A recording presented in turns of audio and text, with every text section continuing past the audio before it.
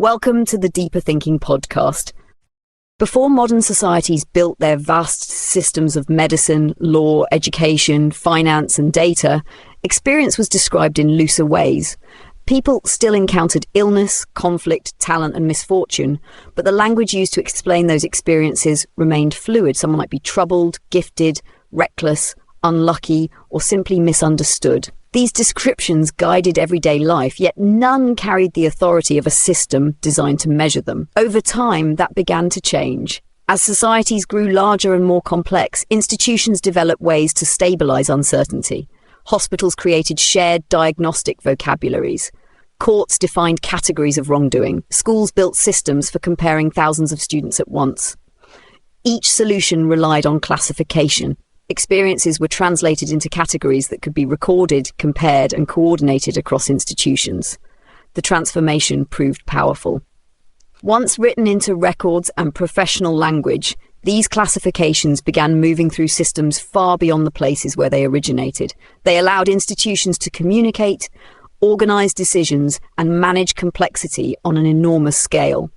But as these classifications spread, something subtle followed. Descriptions that began as tools slowly started to resemble the structure of reality itself. This essay explores that shift and what it reveals about the relationship between institutions, language, and the world we experience every day. The moment does not feel philosophical, it feels administrative. A woman sits beneath fluorescent lights in a quiet hospital intake room. A clipboard slides across the counter. A pen follows. Name, date of birth, reason for visit. A nurse asks a series of careful questions and enters the answers into a screen. The room remains calm, efficient, orderly. Nothing about the interaction appears unusual, yet something subtle happens during those few minutes. The woman begins speaking about a pain that arrived slowly over several months. It started as a small discomfort that she ignored, then returned at night, then began to follow her through ordinary moments of the day. She tries to explain the uncertainty of it, the way the pain feels different depending on how she moves or how tired she is. The story unfolds in fragments, the way people describe something they have lived with rather than something they have measured. The nurse listens patiently, then the story changes shape. The explanation becomes a short description typed into a form. The long uncertainty becomes a category. The pain becomes a symptom attached to a diagnostic vocabulary that the hospital recognizes. None of this feels careless. In fact, the translation is necessary. Hospitals cannot treat stories. They treat conditions that can be named, compared, and understood within a shared system of knowledge. When the intake is finished, the computer now contains a clean version of what happened. The words look stable, almost more stable than the uncertain account that produced them. Those words will travel through departments, across insurance systems, into treatment plans and statistical reports. Other professionals will read them later and treat them as the authoritative description of reality. What is striking is how quickly the translation disappears from view. The record does not feel like an interpretation, it feels like a fact. The language does not appear to compress experience, it appears to clarify it. The institution has performed its quiet work. It has taken something complicated, personal, and uncertain and rendered it legible to the systems that must respond. This process happens constantly across modern life. Courts translate conflict into legal narratives. Schools translate curiosity into grades. Financial institutions translate trust into risk scores. Each system performs the same transformation. Experience enters uncertain and leaves classified. Once written down, the classification acquires a strange authority. The description begins to look less like a tool used by institutions and more like reality itself. Step outside the intake room and the pattern repeats almost immediately. In a courtroom, a complicated disagreement between two people becomes a sequence of statements that the law recognizes as relevant. The judge listens carefully, but only certain kinds of sentences enter the official record. Emotion, memory, hesitation, and tone often fall away. What remains is a narrow path of language structured so the legal system can decide what happened. In a school, something similar happens to curiosity. A student reads a novel, feels a moment of recognition in a line of dialogue, writes an essay trying to explain that feeling, and later receives the paper back with a number written at the top. The experience of understanding has been converted into a grade that moves easily through transcripts and databases. The number looks precise. It travels farther than the original moment of insight. Financial institutions perform their own version of the translation. A person becomes a credit score. A neighborhood becomes a data point inside a model that predicts risk. Newsrooms compress sprawling events into narratives that can be broadcast before the next story arrives.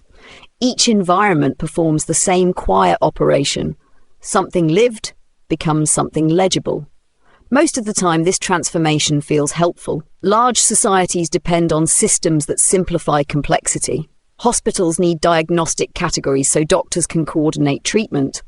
Courts require legal definitions so disputes can be settled consistently. Schools must find ways to evaluate learning across thousands of students. Without these structures, the everyday machinery of modern life would struggle to function. But something subtle happens when these descriptions begin to circulate. Once a category appears in enough documents, databases and reports, it acquires a kind of stability. The diagnosis begins to feel like the illness itself. The grade begins to summarize intelligence. The legal ruling becomes the official version of events. The translation no longer looks like one interpretation among many. It begins to look like the world as it is. Language quietly does the work. Each institution speaks a vocabulary that determines what can be meaningfully said within it. Entering the system means adopting its terms. Pain becomes a symptom, conflict becomes a case, curiosity becomes a score. The language organizes experience until the classification feels natural. Gradually, the categories stop appearing as administrative tools. They begin to feel like the structure of reality itself. It is in this moment that a deeper shift begins to appear. The systems designed to describe the world are no longer simply recording what exists. They are beginning to define what kinds of things can exist within it. At first, the classifications appear to follow the world. A prison system observes harmful acts and records them. Medical institutions study patterns of illness and assign names to them. Governments count populations in order to administer resources and responsibilities. The categories seem to arise naturally from what people are already doing and experiencing, but the relationship slowly reverses. Once written into procedures, reports, and professional language, the classifications begin to guide how the world is interpreted. Courts no longer simply respond to wrongdoing. They define specific kinds of wrongdoing that can be recognized by the legal system. Medicine no longer only observes illness, it organizes suffering into diagnostic frameworks that determine what kinds of treatment become possible. The categories begin as descriptions, then they become instructions. Consider again the figure of the criminal. Before modern legal institutions built their systems of classification, communities certainly punished harmful behavior. Yet the idea of the criminal as a recognizable type of person emerged gradually through records, court decisions, policing practices, and administrative documentation. Files accumulated, profiles formed. The word began to describe not just an action, but an identity. Medicine followed a similar path. A person who once might have been described as troubled, exhausted, or withdrawn becomes a patient defined by a diagnostic label. The label helps doctors communicate and coordinate care. It allows research to progress. But it also introduces a new way for individuals to understand their own experience. The classification begins shaping the story that surrounds it. None of this requires conspiracy or manipulation. Institutions develop these systems because complex societies demand shared definitions. Without them, doctors could not compare cases, courts could not maintain consistency, and governments could not administer large populations. The transformation occurs through repetition. Each time a category appears in a report, a textbook, a training manual, or a policy document, it becomes easier to treat that category as something discovered rather than something constructed.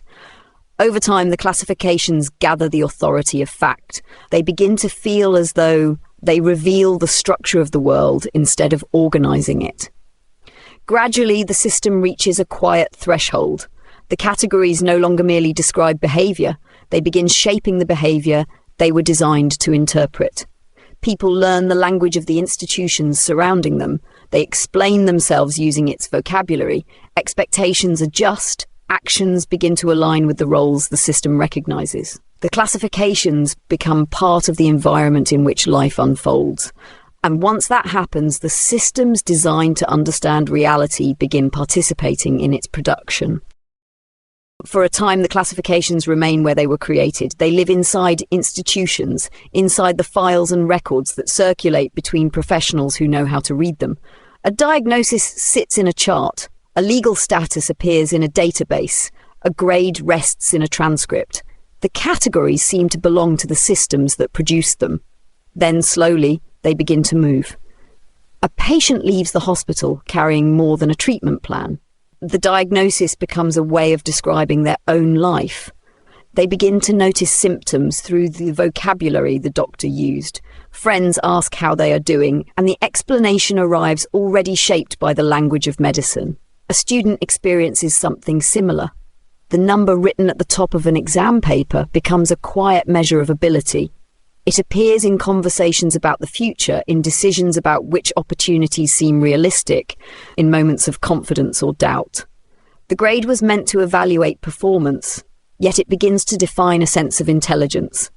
The classifications migrate from institutional records into everyday thought. No one instructs people to adopt the language, it simply becomes the most available explanation. Institutions repeat their categories through reports, textbooks, guidelines, and conversations. With each repetition, the vocabulary grows more familiar. It offers something that personal experience often cannot: a stable description. The words feel clarifying. A person learns they are high-risk, gifted, delinquent, stable, productive, vulnerable. Each term carries the weight of the institution that coined it. The classification promises orientation. It organizes uncertainty into something legible. Gradually, the categories begin to function like mirrors. People look into them to understand who they are. A diagnosis explains a pattern of behavior. A professional title becomes the center of identity. A metric of performance shapes how success is imagined. The categories were designed to help institutions manage complexity, yet they quietly reorganize how individuals interpret themselves. This transformation rarely feels imposed. It happens through habit. Schools repeat their measurements year after year. Medical systems repeat their diagnostic frameworks. Administrative systems repeat their descriptions of populations and behaviors. Over time, the classifications fade into the background of everyday language. Once that happens, the boundary between institutional description and personal reality becomes difficult to see. The vocabulary of institutions becomes the vocabulary people use to tell the story of their own lives. For a long time, the work of classification belonged to institutions with walls. A person encountered it when they entered a particular place. A hospital appointment produced a diagnosis. A courtroom hearing produced a legal judgment. A school examination produced a grade. The categories appeared at specific moments, attached to formal procedures carried out by professionals who understood how the system worked. Outside those spaces, life returned to something looser. But gradually, the architecture of classification changed. It moved out of buildings and into the background of everyday life. A person wakes in the morning and reaches for a phone. The screen lights up before the day has properly begun. Notifications have already arrived. Headlines appear in a particular order. Messages surface at the top of the screen. A weather report suggests what the afternoon will feel like. None of these signals seem extraordinary. They appear as conveniences designed to make the day easier to navigate. Yet each of them performs the same quiet translation that once belonged to institutions. A search query becomes a pattern of interests. A listening habit becomes a profile of taste. A location ping becomes a signal used to estimate movement through a city. The systems observe behavior, convert it into data, and place it inside categories that help predict what might happen next. The difference is not the logic, it is the scale.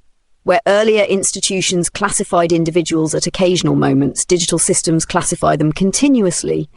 Every interaction leaves a trace that can be analysed and recombined. Profiles update themselves quietly in the background. Recommendations appear almost instantly, shaped by patterns no person has time to examine directly. Most of the time, the suggestions feel helpful. A map application proposes the fastest route through traffic. A music platform begins playing a song that fits the mood of the morning. A shopping site displays products that seem uncannily relevant. Each decision appears small, even thoughtful. The systems feel less like authorities and more like assistants.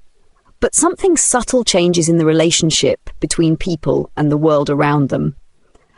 Information arrives already filtered. Cultural choices appear pre-selected. News stories surface in sequences determined by signals that remain invisible to the reader.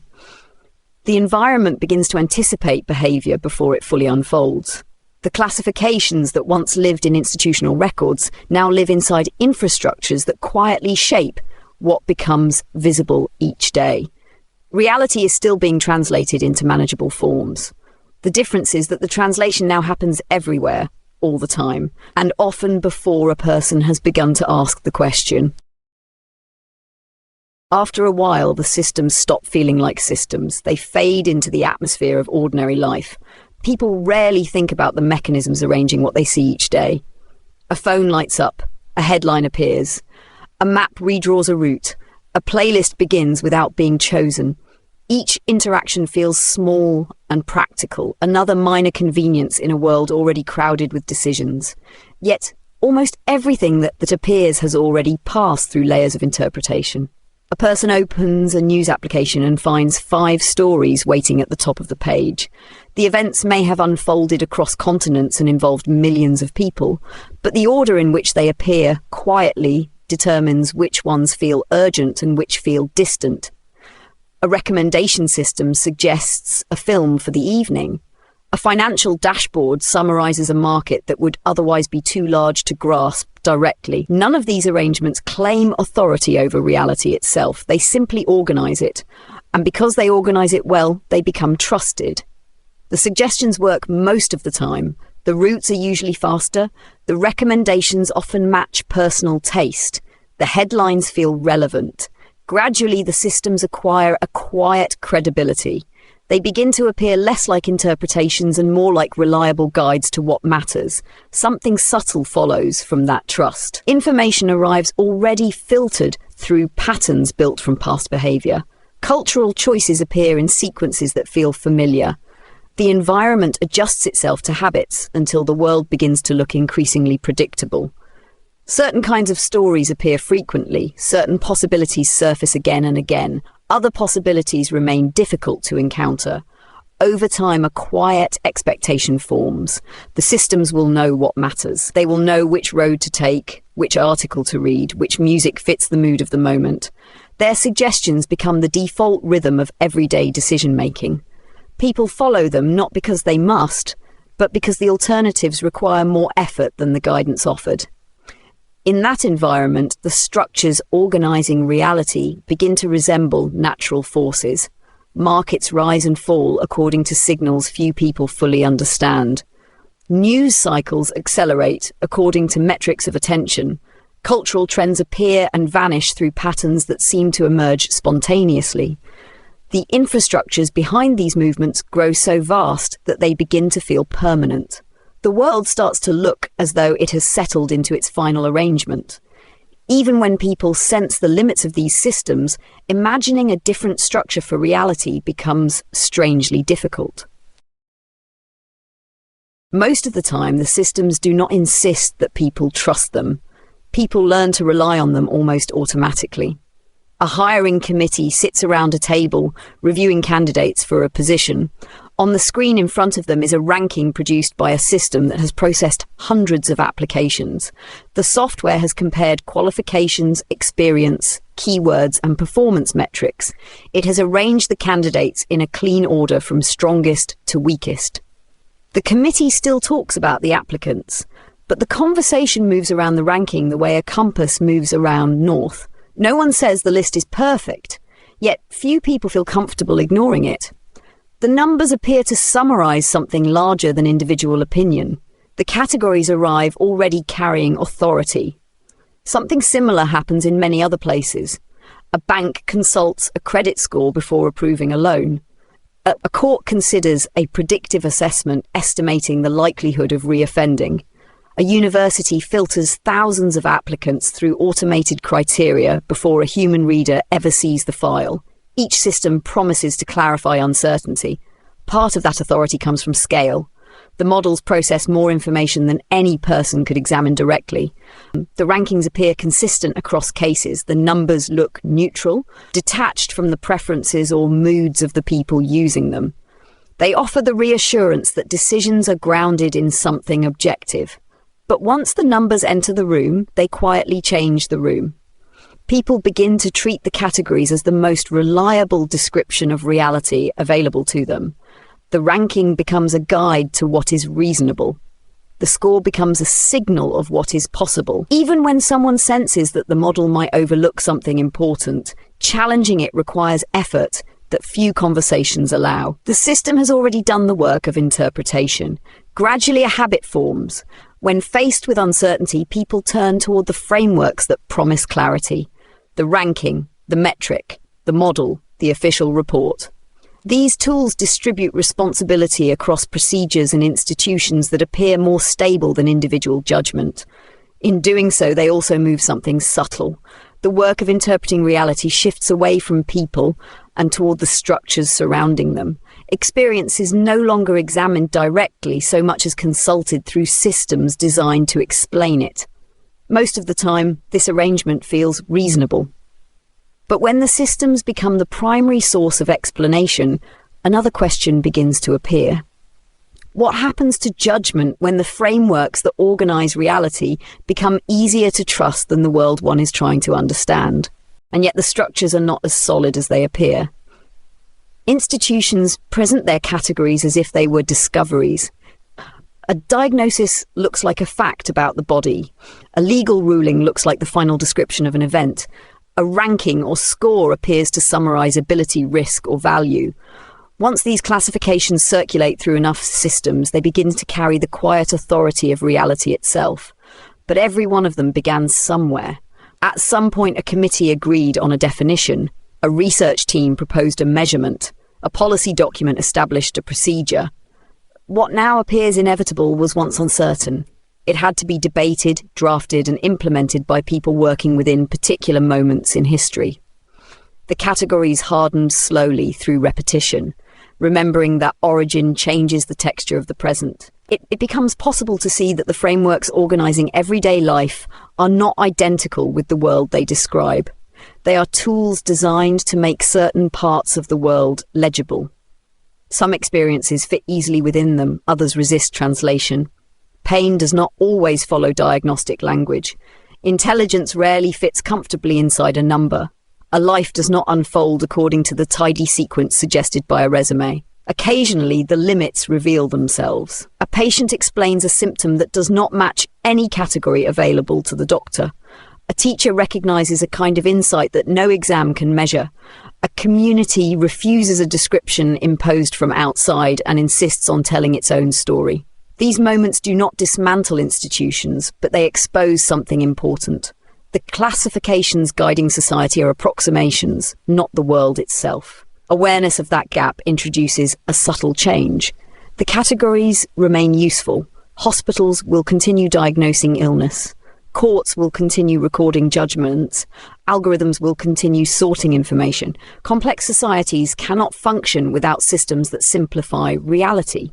But once the structures are seen clearly, their authority shifts slightly.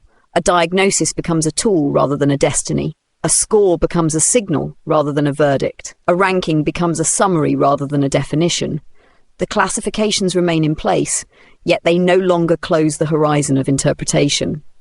Reality begins to appear again as something larger than the systems designed to organize it. The world is still structured by institutions, technologies, and language, but it is no longer indistinguishable from them. Later that afternoon, the woman leaves the hospital and steps back into the street. The visit itself was uneventful. A few questions answered, a short examination, a form completed and stored somewhere inside the hospital's network.